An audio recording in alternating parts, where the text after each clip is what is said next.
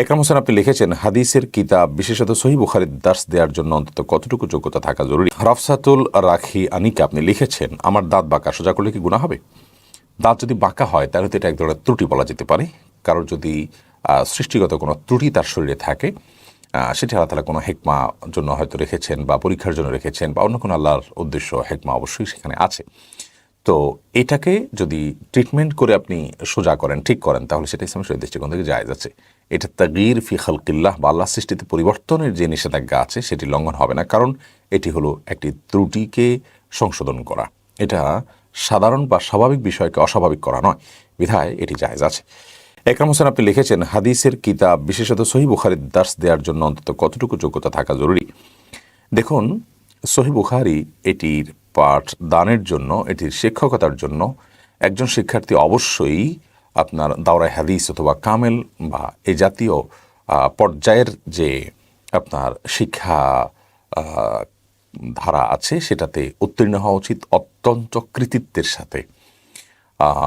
এমনভাবে উত্তীর্ণ হওয়া উচিত যে তিনি এই কিতাবের আদ্যপান্ত যে কোনো জায়গা থেকে খুব ভালো করে আপনার এরাব লাগিয়ে, যেটাকে বলা হয়, জবরজের পেশ দেওয়া নেই, তারপরও গ্রামার ফিট করে সুন্দরভাবে পড়তে পারেন অনর্গল।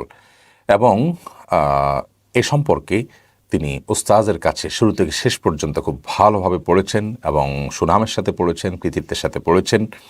এবং আপনার এই বুখারীর শুরু থেকে শেষ পর্যন্ত উস্তাজের কাছে পাঠ গ্রহণের সময় এর ব্যাখ্যাগুলো তিনি রপ্ত করতে পেরেছেন এবং দীর্ঘদিন অন্যান্য হাদিস গ্রন্থগুলো পাঠদান করেছেন। এগুলোর মাধ্যমে তার অভিজ্ঞতা হয়েছে, তার ভিতরে ভারত্ব এসেছে। এরপর তিনি বুখারী পাঠদান করবেন, কারণ হাদিস গ্রন্থগুলোর ভিতরে সবচাইতে কঠিন হলো বুখারী, যেটির মূল পাঠ যেমন কঠিন, সেটার আপনার পাঠদান, পাঠ গ্রহণ এ সবগুলোই তুলনামূলক অন্যান্য হাদিস গ্রন্থের থেকে একটু জটিল, একটু কঠিন। অতএব যিনি অন্যান্য হাদিস গ্রন্থগুলো অনায়াসে পড়াতে পারেন, শিক্ষার্থীরা পরিতৃপ্ত থাকেন এবং সেগুলোর ব্যাখ্যা গ্রন্থগুলোকে রপ্ত করে মুহাদ্দিসিনে কেরামের উক্তিকে কোট করে যে কোনো হাদিস সম্পর্কে তিনি কথা বলতে পারেন বা অভ্যস্ত, আপনার অভিজ্ঞতা অর্জন করেছেন, এরকম ব্যক্তি সহিহ বুখারীর দার্স দিবেন। এবং এই স্টেজে ধীরে ধীরে মানুষ উঠতে হয়। একজন মানুষ তিনি যদি হুট করে বুখারীর দার্সে বসে যান, যিনি আগে হাদিসের শিক্ষকতা করেননি, অন্য হাদিস গ্রন্থ পড়াননি, তাহলে সেটা সমীচীন হবে না। আজকে এমন একটা সময় চলছে যখন আমরা যে কোনো অযোগ্য মানুষকে এমন সব আসনে বসাচ্ছি, এমন সব উপাধিতে ভূষিত করছি, এমন সব জায়গায় বসাচ্ছি যে তারা আসলে এর যোগ্য নন। এটা সব সেক্টরে চলছে। কি বক্তা, কি মুহাদ্দিস, কি আলিম, কি আপনার প্রশ্নোত্তরদাতা, কি মুফতি, কি মুহাদ্দিস, সব ক্ষেত্রে এই অভাব চলছে।